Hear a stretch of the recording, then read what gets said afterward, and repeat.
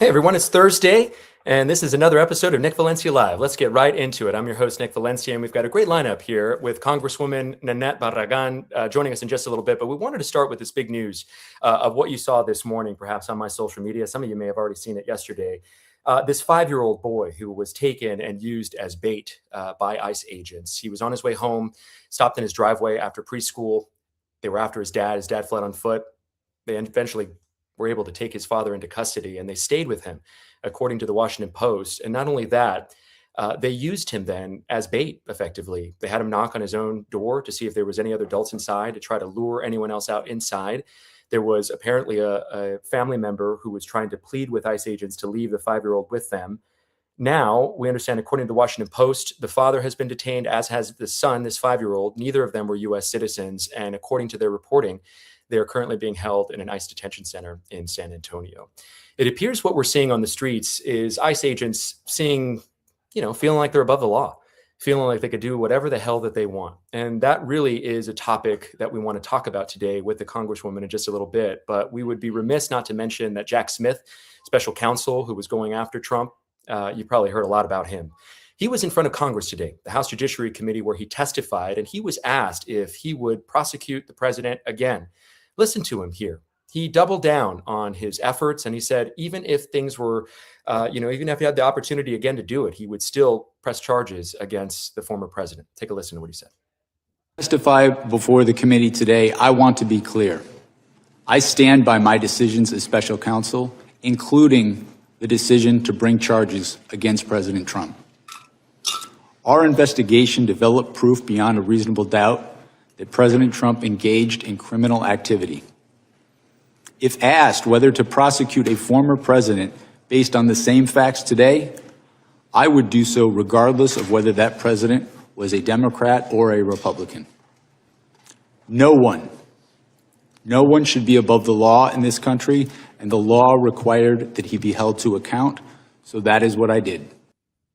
No one should be above the law. But what we saw yesterday in a newly obtained memo by the Associated Press and NBC was it shows that these ICE agents are given the guidance from their superiors that they effectively are above the Constitution. We learned yesterday that they no longer have to wait for a judge's signed order or warrant in order to enter a home, that an administrative warrant is enough for those who have a final removal over their head, over their household. And so we've been seeing these ICE agents go door to door. And now this new policy guidance that they're giving really brings into question constitutional limits, constitutional protections, and whether or not they are following the law. We want to start here with our conversation with Congresswoman Nanette Barragán. She represents a district of California that was hit hard by the ICE siege of Los Angeles in that first week. Paramount, Watts, Compton, San Pedro. Congresswoman Barragán, thank you so much for taking the time with Nick Valencia Live. We really appreciate it.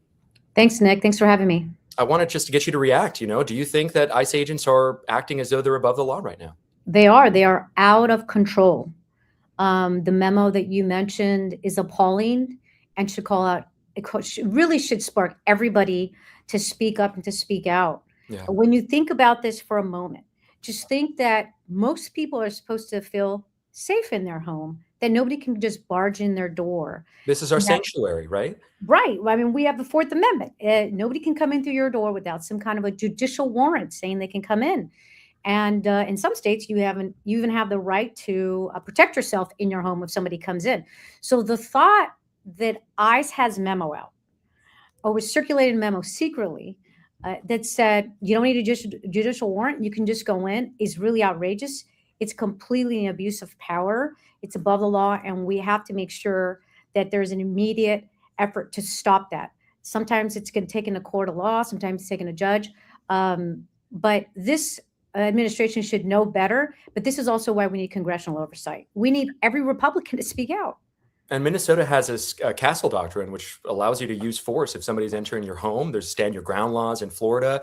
I mean, what kinds of scenarios is this going to create? It's not just Republicans who believe in the Second Amendment, That's right. And that's why it's startling and alarming that you're not having more Republicans speak out. It really should be, this is an issue of privacy. This is an issue of the Fourth Amendment against search and seizures. This is an issue that everybody should be standing up for, because it's a constitutional right that we all have. U.S. citizens and non-U.S. citizens alike. You have these rights and these protections to be in your home and to know that you can go to sleep, sound and be peaceful, that no one's going to be coming into your home without a judicial warrant. And ICE is now suggesting that they should just ignore the law and go ahead and do it. And then now today, you're seeing photos of this 5-year-old. They were circulating yesterday. I think it's a fair point to make, and it was made by my executive producer, that perhaps this policy that we see now being obtained is not necessarily new policy, because cruelty seems to be the point. Or do you see this as an evolution now, or is this just sort of now we get verification that we have it, from a legitimate source that this is what they're doing?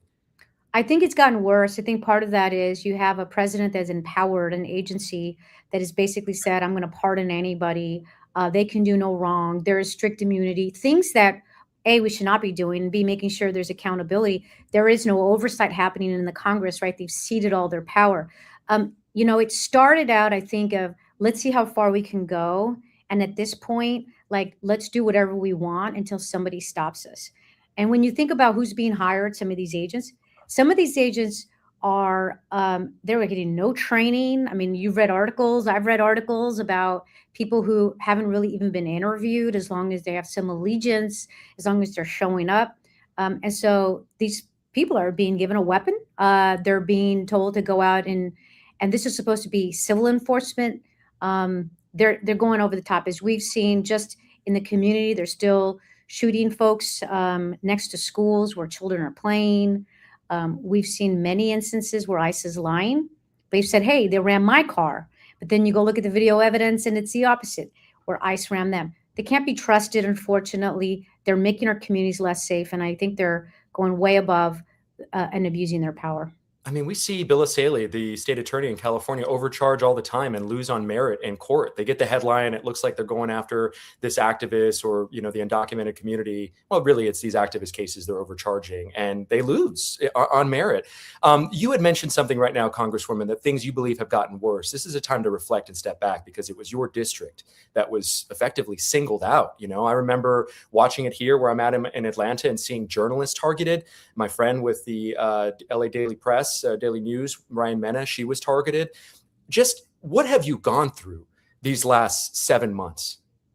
Well, it's been really hard, and it's really tough for our community. And this is, people saw it started happening in Los Angeles. Yeah. It started, my district was, I think, day 2 after the fashion district, and people were, outraged, but they never thought it would get worse than that. And we didn't think it'd get worse than that. But in our community, you have small businesses that are suffering because people are not going out anymore. They're not spending their money.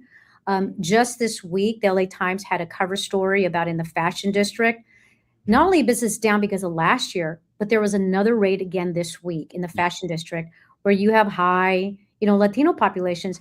And we're talking about even folks who have papers, people who are documented, American citizens are afraid to go out because they don't want to be detained. They don't want to be wrongfully deported. They don't want to be assaulted, as we've seen happen time and again, where American citizens are being thrown to the ground, a woman with a concussion.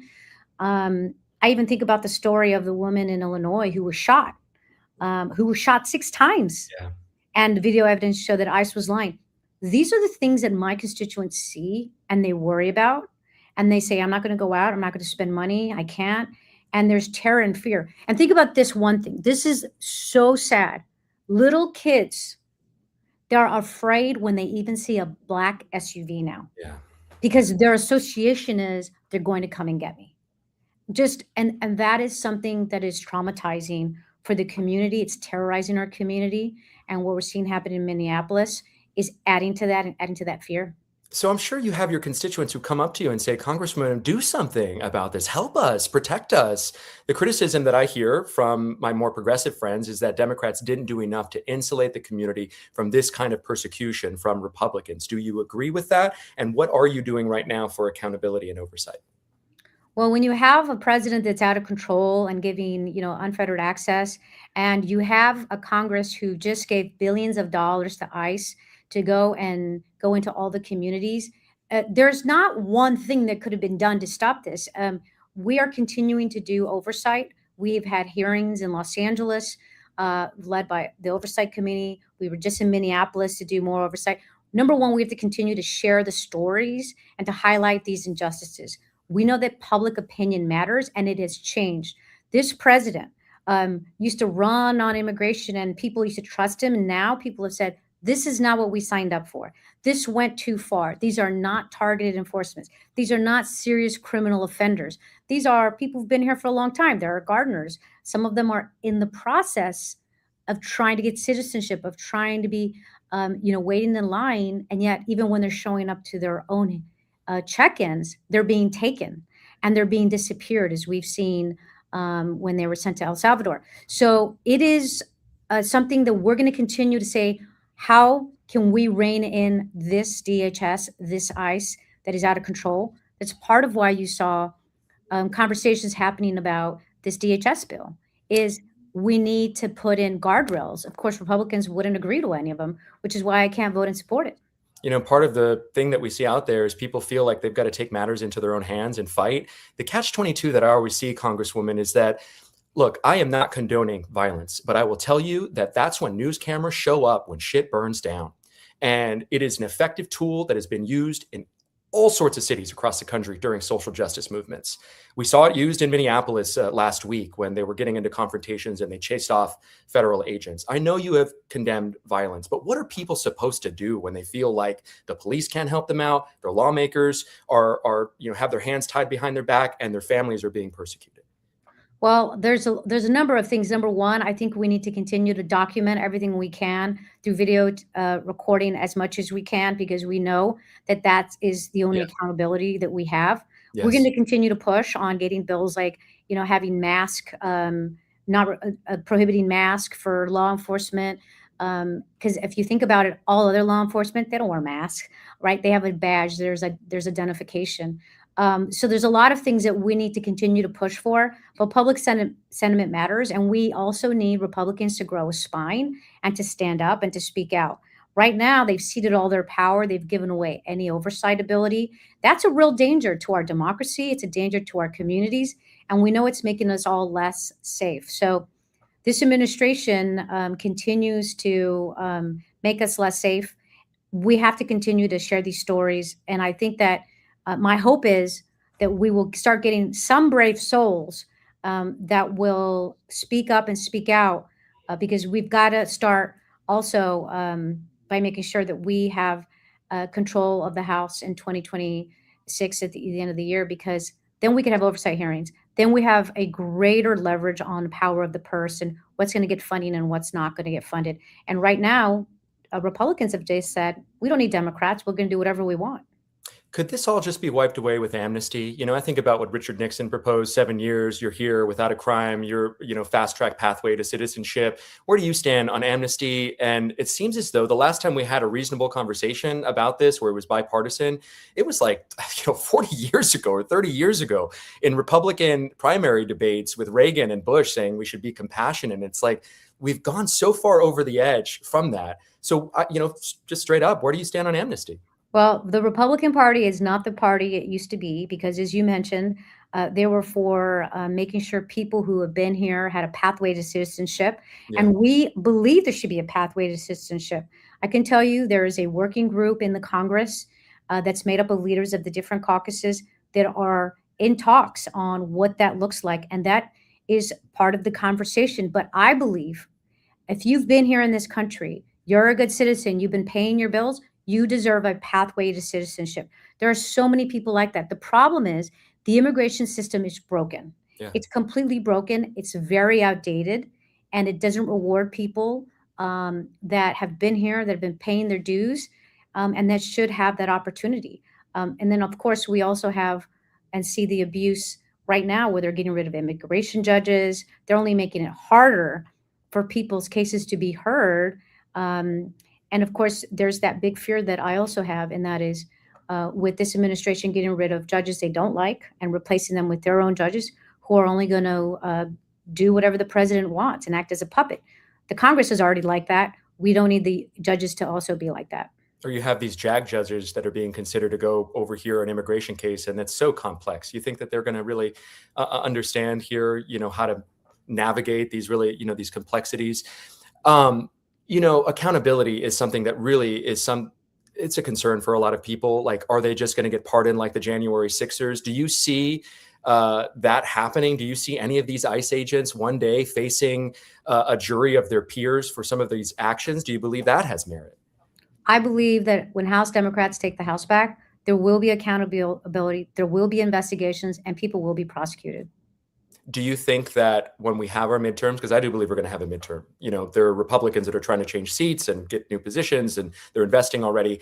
The midterms are going to happen. Do you worry, though, because I do, about that we become normalized to these federal agents, these military type fatigues out there, and that is going to act as a sort of element of voter suppression on election day? I do worry about voter suppression. I think those efforts are already underway.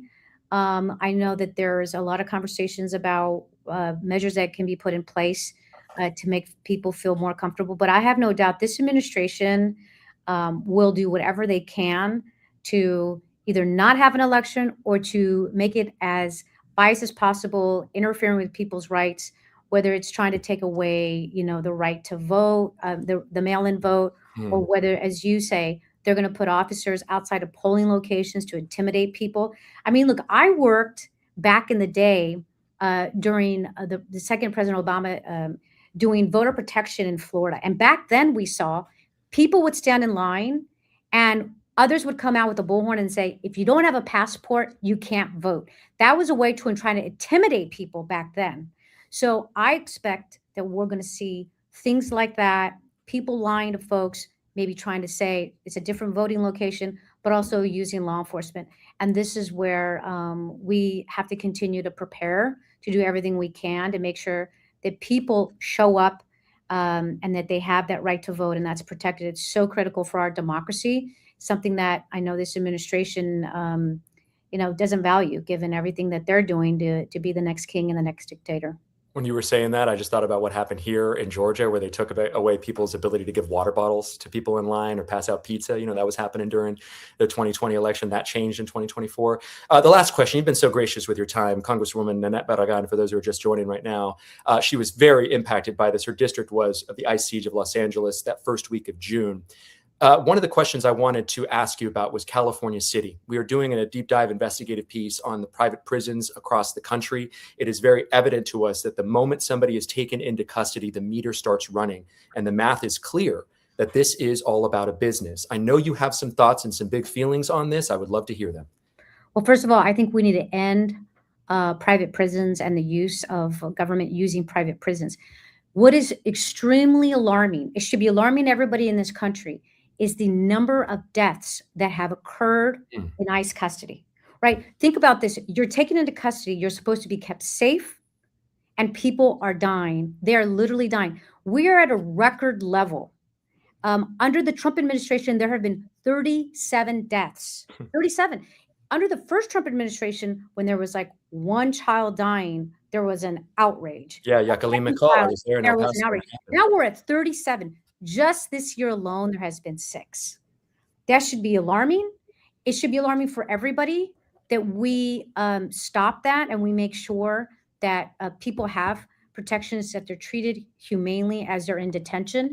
And of course, we've seen the recent reports that there's a possible homicide that happened where a guard maybe strangled a detainee. I mean, these are reasons our community is traumatized, because they think of, it's not just, am I undocumented? It's, if I end up in a place like this, I can die too. What are they going to do to me? Are they going to make an example out of me? If I talk back and they don't like what I say, are they going to harm me? Are they going to do something wrong to me? Those are serious concerns, and those should not be happening in the United States of America. And so we need to continue to raise awareness, speak out against this, make sure people vote, and Congress will continue to push in trying to get every single accountability measure we can. And of course, continue our hearings and have real oversight when we get the gavels back and take the majority back. And I'm so grateful that you touched on the trauma, because there are so many people. I see it in their eyes. I've had PTSD. There's PTS out there on the streets of people who are seeing this, experiencing this emotionally, holding it and manifesting it in parts. It is so evident to me in the community around me, all the trauma that people are facing. And I know that you have heard it yourself. So God bless you, Congresswoman. Thank you so much. And we wish you the best of luck. We know that this is unfortunately just the beginning, and you're in it for the long haul. So thank you so much for taking the time with Nick Valencia Live. We really appreciate it. Thanks, Nick. That was Congresswoman Nanette Barragán joining us.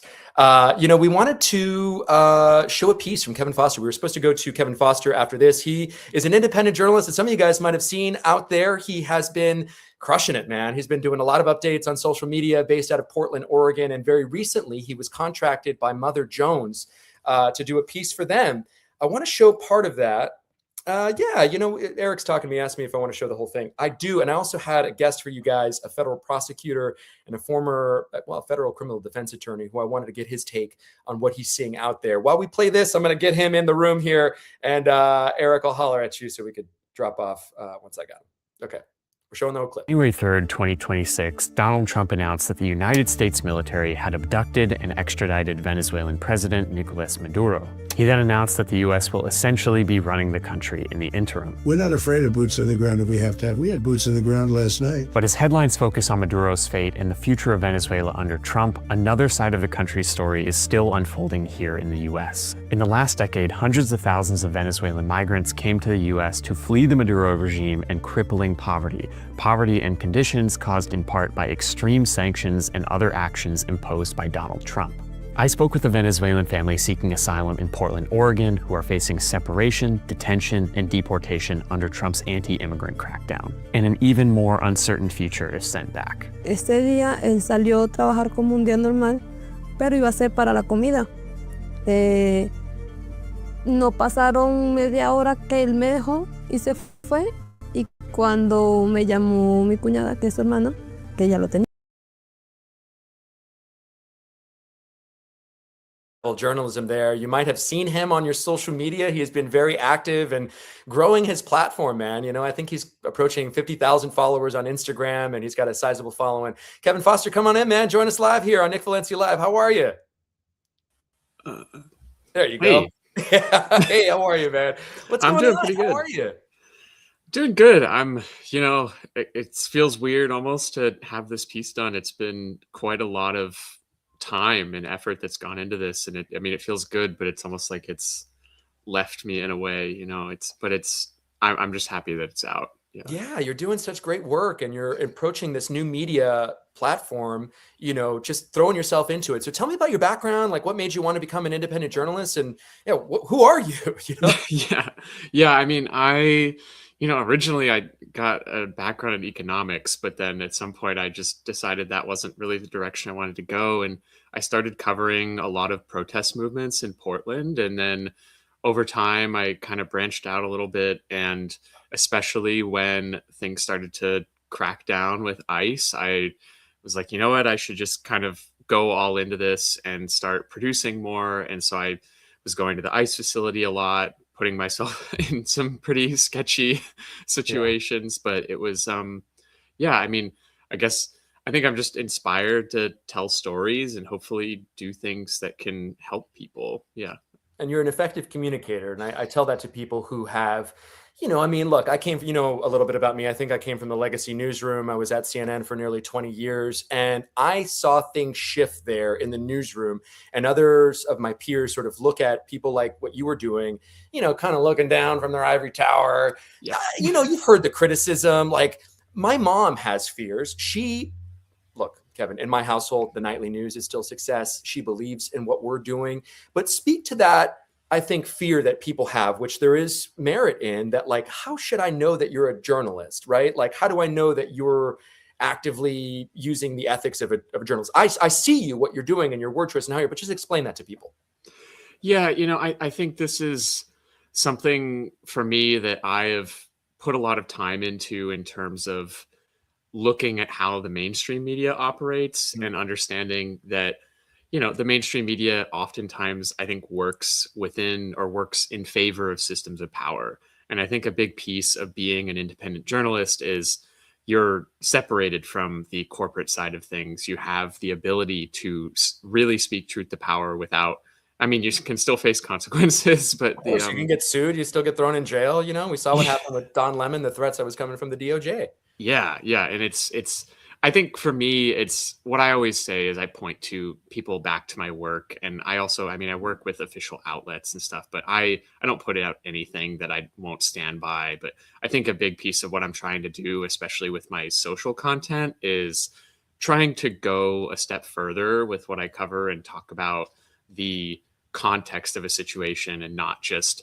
here's what happened. I think a big thing that I've covered for a while is just talking about the situation with Venezuela.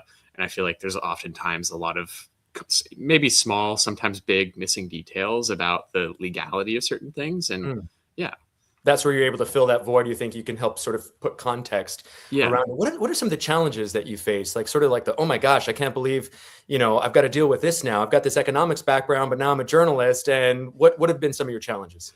Oh man, I mean, how many times in a year can you hear journalism is dying over and over? It's just, I mean, the struggle in the industry. Do you think journalism is dying?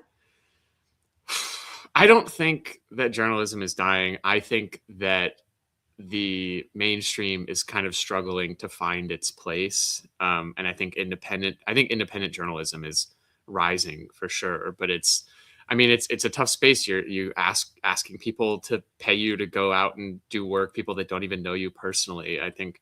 And then even mainstream outlets, it's hard to get paid. But I think that in terms of struggles, I mean, it's just, with the current administration right now, the word I've been using to describe what I'm doing right now is triage. It feels like I'm just constantly there's always the next thing. I have so many things on my plate, so many stories I want to tell, but it's just trying to prioritize and figure out what is most important to do. You probably wish you could, clone yourself and make a duplicate Absolutely.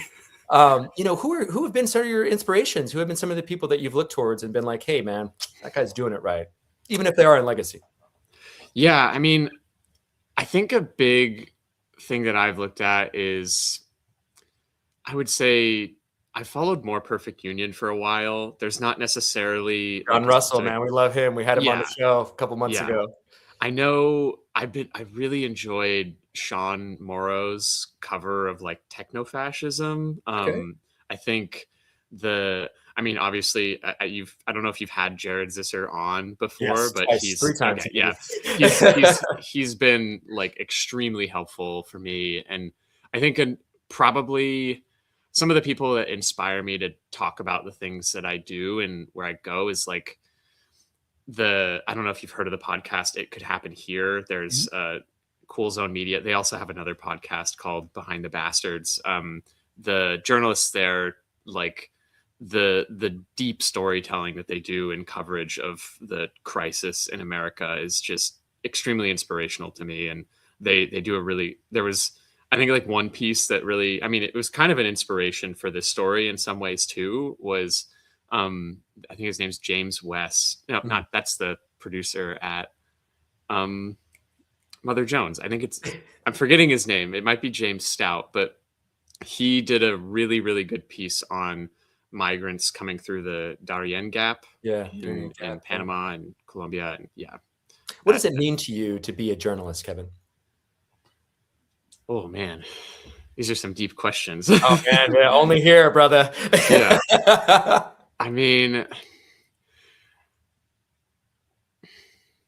I think for me, being a journalist is obviously, like, in an ethical sense, the truth is paramount to everything. It's like you kind of have to put your feelings aside in a lot of ways. But I think for me, and maybe this is a little bit of a different approach than some people, but my number one goal is to try to seek justice for people, to speak truth to power. I think a lot of my reporting is focused on accountability.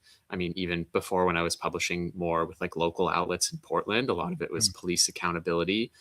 And even with this most recent piece, there's an element of accountability with how the U.S. has created a lot of this crisis, this situation with Venezuela, and how we have sent people here, and then at the same time we are now persecuting them here. And I think that I like to yeah, I think a lot of it really is just about holding power to account, understanding that it's not necessarily my job to make people happy, but yeah. My mom always says, if you want a friend, get a dog, a journalist, like, you're going to get hated. I probably get more hate now than I ever did. Me too. Well, it's not probably. I definitely get more hate. It's so much that I've taken my family off of the internet. Yeah. You're not with this name brand, right? Mother Jones is a recognizable name. You contracted with them. You're not, always working with them. When you're out in the streets, when you're out in Portland, outside the detention centers, protection and safety is something that was like priority number one for us at the network.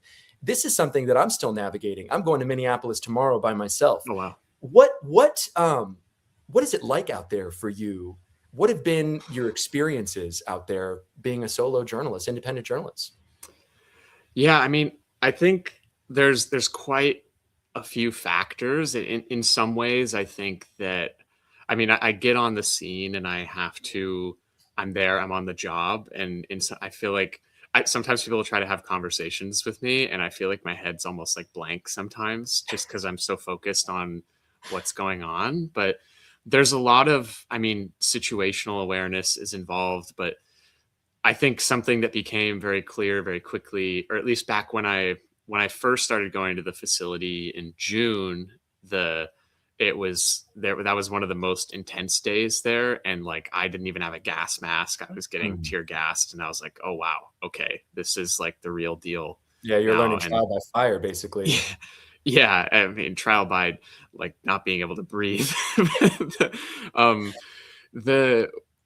But now it's like, I think, there's like this, I feel this duty in a way to stay there, to be on the front line, to document like what people are really experiencing. I think one of the most visceral experiences for me was one of the days where the federal agents just unleashed this crazy barrage for like 5 minutes straight on the crowd. And like, at some point, like, I'm like, I can hear them firing pepper balls or rubber bullets or whatever. And I can't even see like more than 15 feet in front of me because there's so much tear gas in the air. And there's like, obviously getting a helmet and body armor and whatever, but a big piece of it too is making connections with other journalists that are there on the ground and being like, hey, let's watch out for each other. That's definitely helps me feel a lot more comfortable while I'm there, for sure. Well, that's the approach that I definitely take as well, and I think like journalists should always start with somebody who's more of an expert in something that they have some more experience, that's always been successful for me. Do you think being like so hyper local and plugged in to Portland, Eric got in my ear show time ago and made the point, like, national news, it's kind of hard to grasp on. Things happen hundreds, if not thousands of miles away. And with independent journalists, and you can make the argument just like with politics, journalism is hyper local, right? It's about what's going on in your backyard. How much has that helped you, do you think, to sort of have a niche and to be known for something and then expand beyond that? I think it helped me a lot on the baseline of just growth because it helps to be putting stuff out there and have a niche community of people that are like, wow, this guy's really doing this. It's like, there's an element of me blurring between journalist and content creator as well. What's that line? What's the line? Yeah. It's debating. I really want to know what you think the line is. Because I don't, this is a brand new space for me too. It's tough to navigate sometimes. I think the difference between a journalist and a content creator, there's one, I think the like ethical guidelines of a journalist are a bit of a different space. I think the things that you seek out and the way you approach situations are differently. It's a really harsh dichotomy for me with, but like I've been at the ICE facility when there's a lot of like right-wing streamers. I think Nick Shirley was down there and he's the guy who did the whole Somali crazy BS story in Minnesota. And I'm like, this guy's not in my mind, this guy's not a journalist. I mean, well, look, there's a rumor about him that he gets funded from conservative money. Some people have floated around the name Stephen Miller, and it kind of like makes you look at things a little differently. Like, did they fund him to go to Minnesota to stir up problems so they could justify sending in 3,000 federal immigration agents to the state? No, I mean, it's like in Portland, these guys came out, and then there was the DOJ. I don't know if they're actively pursuing this anymore, but they were like, we're going to investigate the Portland Police Bureau because this guy, Nick Sorter, who's also been in Minnesota, they're like, oh, well, they arrested him. But it was because of the like Antifa people or whatever. And you can see on his own stream that he's like, I'm going to walk through this crowd of them where they have their tent set up. And then he tries to paint it in another interview like he was just trying to get to his car. And I'm like, well, there's a sidewalk on the other side. Like, it's, and then, then you see from the White House, Caroline Leavitt celebrate these folks as the only true journalists because they parrot what they believe. Yeah. So that's the worry, is that we're now in this space where people are, who knows where Nick Shirley really gets his money from. If I see him ever, I'm going to ask him on camera because I'd like to know the answer to this rumor and have him directly say it or not, right? Because there's this belief that everyone is independent until they need to get paid, right? Until they make a living. How do you approach that type of question? Because sometimes I have these questions where I'm like, where I'm like, I want to ask this person this, but I know that they're just going to deny it. Like, well, for me, thank you for the question. For me, it's a journalist's responsibility to make that good faith effort. Whether or not somebody's going to answer your question, you have to cover your ass to answer the question, to ask the question, and to make sure that you're doing your due diligence. So it's less about the person, whether or not they're going to respond. Like, for instance, I don't want to get into it, but I called somebody yesterday, cold called, who was doing wrong. And I, had 15 seconds to get a question in. I didn't expect him to admit it, but I need to make the call, and that's journalism, right? And you're already doing all this stuff, We only have a few seconds with you left. We've got Scott Grubman, federal prosecutor, former federal criminal defense attorney. He's going to have a big take on what's going on ICE. But before I let you go, where can we follow you? How can we keep up with you? Is there anything that you wish I asked you that you didn't get asked, or stuff you want to talk about? No, I mean, I think you had a bunch of great questions. I think the place to follow me, like Instagram, is definitely my biggest platform. I'm on TikTok and YouTube as well. And then what I'm really trying to do is grow my Substack. It's called Last Week in Hell. I do news recaps and ICE updates, and also reported stories on there too. Kevin Foster, independent journalist. He a contributor to Mother Jones magazine, right? I love that. Or is it just Mother Jones now? No magazine, it's just Mother Jones. I think they go both ways. Okay, cool, man. Kevin, this was fun, man. I'm so grateful to get to know you more, and I hope to look you up and hang out with you when I see you in Portland. Hopefully, you'll go out there soon. All right. Thanks a bunch, man. Take care. Kevin Foster, go follow him. He's one of those, people that is doing it right. I mean, I was introduced to let me step back. Jared Zizzer, who's another independent journalist who I really admire a lot, he mentioned Kevin Foster is just crushing it. And they met in Portland, and I started following him. I wanted him on the show. We got to make that happen. We pivot now to a friend of mine, a friend of the show, Scott Grubman. Come on in here, man. I just want you to introduce yourself. We were talking earlier. What's going on? Hey, how's it going, Nick? Good to see you. Good to see everyone. Thanks for having me. You put something up on your social media earlier about whether or not it's lawful what ICE agents are doing. Tell us really quick about your background, like why you have authority to speak on this, and then just tell us your take. Yeah, Matt. So right now I'm a criminal defense lawyer. I've been for well over a decade, but before that I was a federal prosecutor, and I handled some of these types of cases, both affirmative criminal enforcement cases, but also I oftentimes had to, unfortunately, I say this with no real pride right now, but part of my job back then was to defend federal agencies and federal agents in lawsuits involving allegations of legal or constitutional violations. Now, back when I was a prosecutor, you didn't have ICE grabbing elementary school kids out of their classrooms. You didn't have ICE or any other federal agents grabbing citizens out in the freezing cold without clothes. I'm not saying that the government was perfect back then. Please don't get me wrong, but this is a whole nother world. Yeah. So anyway, hell, it seems like. I mean, people really are traumatized by this stuff. Is it? I'm traumatized, Nick. I'm traumatized, and to be frank with you, I'm a white man. Okay. So I have a privilege that I recognize where I walk down the street, and despite I did trim my beard yesterday. As you know, it's usually like Yeah. even crazier. So I look a little different, but I do have the white privilege where I can walk down the street and not have to worry about that for the most part. I was just talking to a friend of mine this morning who's Filipino. As you know, Filipinos often have darker skin. They have names that might sound Latino. He's a natural born citizen. He's an attorney, great guy. I said to him, I said, look, man, please hear my advice, and I'm not joking. Carry your passport on you wherever you go. And if someone asks you, don't give them a hard time. And I hate to say, I love fighting the power. Don't give them a hard time. Show them your passport. All right. And then if you feel, and this could be not legal advice, but good advice for all of your listeners.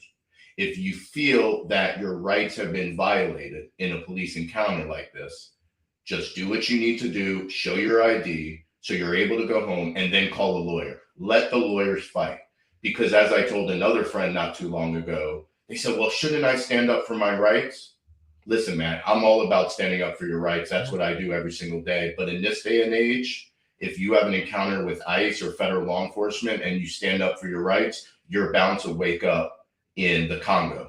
And that's not a joke or an exaggeration. No, So I know. And that's it's where not to be dramatic. And so let's speak on this, because you have this new ICE memo that's out. AP gets their hands on it, NBC, and it shows that basically they don't care about the Fourth Amendment. Constitutional limits, protections, judge's warrant. Who needs that? Go in. You have an administrative warrant.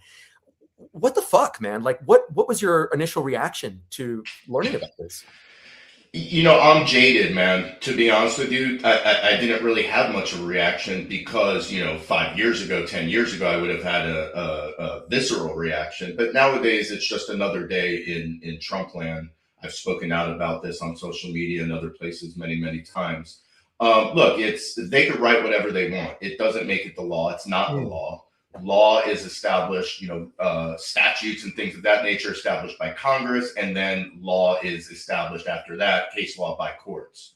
The executive department, which includes the president, the DOJ, et cetera, they do not make law. They are simply there to enforce law, which obviously they're not really doing right now. So they could write whatever they want, but the law is the law, and the law says this.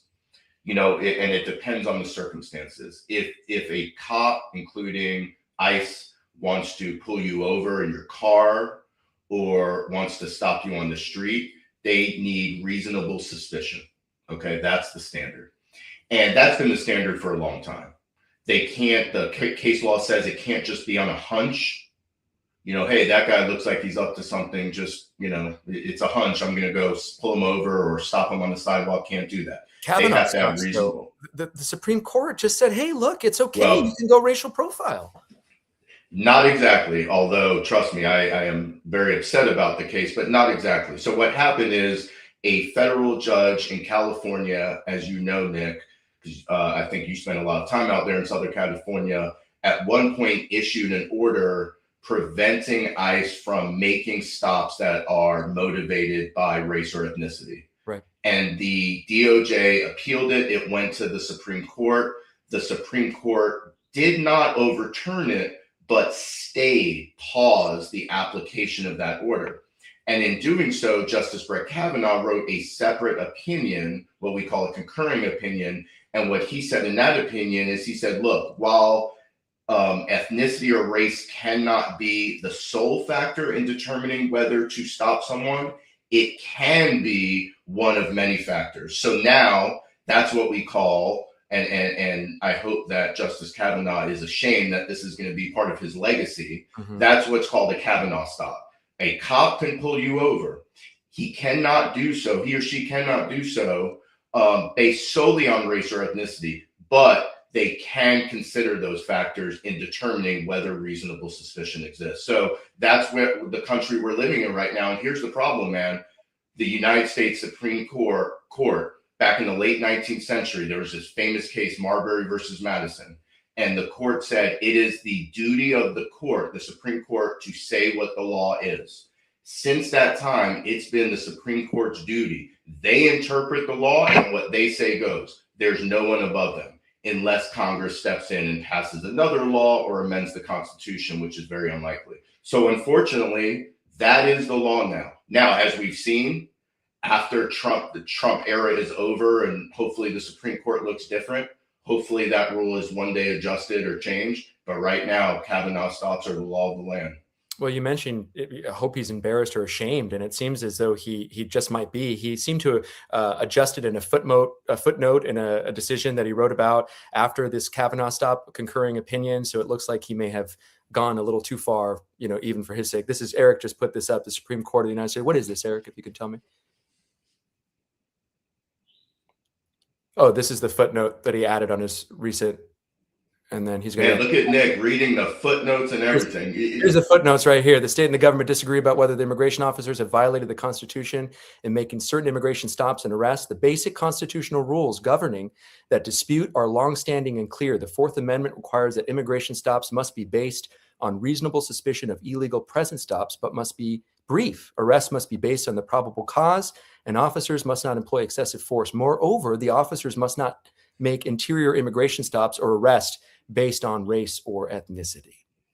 And that's another good point, Nick. So for arrest, it's a different standard. Arrest requires something more than reasonable suspicion. It requires probable cause. So, but anyway, listen, the bottom line is this. The guidance coming out of the DOJ and the Trump administration in terms of what federal agents, particularly ICE agents, can and cannot do are just completely contrary to the law, completely contrary to the Constitution.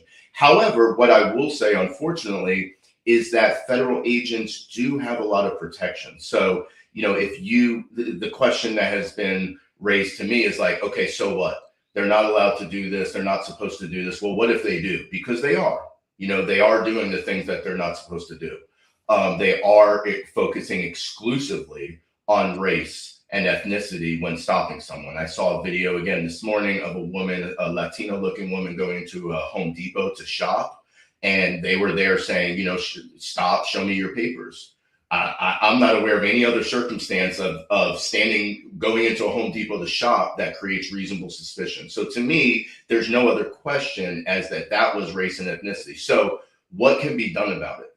Two possible things. There is the possibility when an ICE agent crosses the line and commits a criminal act, like the ICE agent who shot and killed Renee Good. I personally believe, I've said, based on at least the video I've seen, that is not a justified killing. I believe that's murder. And I believe that officer will be indicted by a state grand jury in Minnesota at some point. Then the question is, okay, anyone can indict anyone, as we've seen, but will anything actually happen with this? We've seen Stephen Miller and J.D. Vance say, oh, well, they're entitled to immunity. Sometimes they are. A lot of times. This idea of the supremacy clause, right? If a federal official is is charged with a crime in the capacity of their job, that's protection. The supremacy clause. We heard that come up recently. Yes, it's nuanced though. So under the supremacy clause, a state can prosecute a federal agent. First thing that the supremacy clause is going to require is if that happens, the federal agent is entitled to remove that prosecution to federal court. So let's just play this out. DA in Minneapolis prosecutes the Renee Good killer. Yeah. He is entitled under the supremacy clause to seek removal of that federal or of that state criminal prosecution to federal court. Then he will be entitled to immunity hearing. And in that immunity hearing, where'd you go? It shows, there I am. In that immunity hearing, if he shows that his actions were reasonable, he will be entitled to immunity. But that's the key, Nick. If he shows his actions are reasonable, I'm not going to be the judge. I'm not going to be on the jury. Neither are you. But right. Ultimately, the fact finder, or here it's going to be the judge that's going to decide the immunity issue, is going to have to decide, was shooting Renee Good 3 times at point blank through the window while she was driving away reasonable? And maybe the judge will say it was. I personally don't think it was.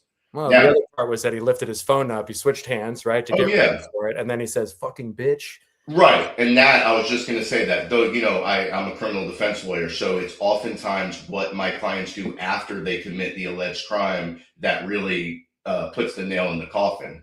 Right. And you better believe that if I was representing just somebody off the street who was accused of killing someone, and their defense was, well, it was justified self-defense, and there was evidence that that person said those two words while walking away from the scene with a phone in his hand, that would certainly be relevant evidence. Now, in addition, though, relevant, then he leaks it to Alpha News, which is defending the shooting. It's a right-wing site. You know, it's like it's all calculated propaganda. It's America 2026. You know that song, "This Is America." I always play that on my reels in the background because, yeah, I mean, you know, that's a whole nother thing. But that kind of leads me into this next thing that I've been saying a lot. In addition to criminal prosecution, which is rare, of a federal agent, there is the possibility of people who have their constitutional rights violated by a federal agent, including an ICE agent, to bring a civil lawsuit. You've probably heard it's called a Bivens lawsuit. And the Bivens word is just the name of a famous case from the early 70s that created this cause of action, that recognized this cause of action. So basically, if, let's say this poor gentleman who was a citizen who was handcuffed and brought out in the freezing cold and embarrassed on national TV, and it winds up he didn't do anything wrong. He has a very, very, very good argument, in my opinion, based on what I see, that his Fourth Amendment rights were violated. If he could then file potentially a federal lawsuit, a suit in federal court against ICE as an agency under this cause of action called Bivens, and he would have to show two things. He would have to show that this agent was acting, or the agents that arrest him were acting within the course of their duty as ICE agents, which I think will be an easy thing to show. And then, similar to the criminal analysis, second, he would have to show that these agents' conduct was unreasonable and violated clearly established constitutional rights. God, I don't know all the facts, and I'm the first person to say, look, I'm a lawyer, can't speculate on a case until you know all the facts. Putting all that aside, based on the little I do know, it seems very likely that someone in his position would be able to make that argument. And here's the thing, Nick, those are brought to juries. Right. Okay. You have to bring a good enough case to get past the motion to dismiss. But once you do, it's a jury's decision. And so I think what you're going to see in the next few years are civil Bivens lawsuits filed against folks like that gentleman, against these federal agencies, being brought to juries in liberal cities like LA, like Minneapolis, who have been terrified by ICE and the Trump administration's tactics. And so I think whether or not these folks, Renee Goodkiller, or the other folks who are detaining children and grabbing them and dragging them through the snow, whether they're criminally prosecuted or not, which I think they should be, but whether or not they are, I think there's a decent possibility that ICE is going to be hit with huge judgments over the next few years as these lawsuits keep coming. God, such a smart take, man. You're not just an attorney, you're a brilliant attorney. It's so wonderful to just kind of hear you explain everything. How can people keep up with you? How can they follow you? Where do we see more Scott Grubman? Yeah, for this kind, I have a couple of like personalities. I'm like Superman, I have my professional world and then what I do. But for this kind of world, I'd love for people to follow me on ATL Defender, ATL Atlanta, ATL Defender on Instagram. And I also have TikTok. I'm not like as good as you. You're amazing with all the social media. I love it. Keep up the great work. I'm just kind of starting these things, so be patient with me, but definitely follow me because I will be talking a lot about this because unfortunately, man, I hate to bring up, like, I woke up 2 days ago and I saw an article. Trump's first year is over. And I was like, holy crap. It's been 1 year. He has 3 more to go. So this is going to keep going. So keep up the good work, man. Hey, we're in it for the long haul, man. We're in people like you, though, and the gentleman you had before, and all the other independent journalists that I now follow. I never really I never followed independent journalists. I was always like so many other people, ABC, CNN. That's how I met you, etc. And I still like all those. We won't talk about CBS, but independent journalism now is so important. So I'm going to continue to follow you, and I appreciate everything you do. Man, thanks for rocking with me, man. I rock with you the same. Scott Grubman, ATL Defender. Appreciate you, dog. Thank you. See you next time. Thank you. Have a good one. Bye-bye. That was Scott Grubman, friend of the show. We'll see him back. Smart take, man. And Eric had pulled some clips for us to end the show on to just sort of talk about what we've been seeing and experiencing out there. This general strike that's planned as well, which seems to be gaining traction. It seems that a union gave a press conference recently. Not it seems, we have a union that gave a press conference, and they were talking about a general strike, and that's catching on in other states. Let's see what they plan on doing on January 23rd. It's supposed to start tomorrow. About our endorsement of the January 23rd action, the day of truth and freedom. No work, no school, no shopping throughout our communities. It is a tragic amount of circumstances that has brought us here and to this mission today. Working people across our community are afraid for their lives. We are working with many families who have already been detained. Most of these families have been detained while they were on their way to work or on their way home from work. This is leading to our families, union and non-union, workers in our community having to make gut-wrenching, life-altering choices about whether or not they're going to go to work so they can put food on the table, whether they're going to stay home and stay safe and stay alive. We talk about it here a lot about how Latinos are the backbone. You know, we're not just the workers or those blue collar folks. We're the ones that are owning the restaurants, man. You know, business owner in Santa Ana, where I'm from in Southern California. Los latinos a todos nuestra raza. Apoyemos a tener cerrado el día 23 de enero. Si tenemos negocio, cerrarlo. Los que estamos en casa, diría que para apoyarnos entre todos, porque si no los apoyamos, entonces, ¿qué va a pasar? I know that I'm never going to reach people who see a 5-year-old boy used as bait to lure out his loved ones by ICE agents, people who support that. I know I'm never going to reach them. I know that people are pretty dug in their positions, but I also know that there's a lot of people out there who are disillusioned with the media, disillusioned with their politicians, feel like Congress is not working right now, they're traumatized. They don't know what to do. And I sometimes don't know what to do. I think this is what I can do and where I can help people and meet the moment. But I understand those people who feel overwhelmed by this and who think that there's never going to be accountability. That gave me a little bit of hope there to hear from somebody who's aware of the law, that potentially there is a remedy going forward and that we'll see some lawsuits in the future. Will that be enough? Will that be enough to reunite families who have been ripped apart? Will that repair the trauma of little kids seeing their fathers or mothers ripped away from them? No, that's not going to go away or make it better. Some of the first memories for some children that we see out there in this country will be seeing their fathers or their loved ones ripped away. Getting a phone call here. The truth is, though, I feel like we are making a difference. I feel like if there's anyone in a position to speak on this, it's me. People are always willing to say, where was your energy when Obama was in office? We had a guest on who talked about how President Obama deported about 400,000 people per year. And if you Google my name and President Obama and UACs, you will see where my energy was. I was the reporter that broke the story about what the then Obama administration was doing to unaccompanied minors. Can't really talk shit, man. I've had the same energy. I talked to a class at UGA today, and I used this line, which you've probably heard here, that we struggle from a disease of individualism. And there was a student in that class that said, what's wrong with being an individual and only caring about yourself?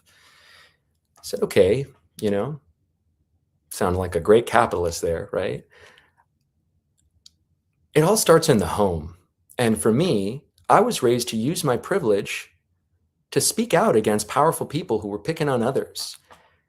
I was raised to use my privilege to speak up for people who did not have a voice or felt that they didn't have a say in things. And that's what I'm doing now. I'm not doing anything different than all of these journalism giants that have come before me. Edward R. Murrow, he stepped up to advertising. Walter Cronkite, he made it known that he didn't agree with the Vietnam War. Anderson Cooper, you know, Hurricane Katrina.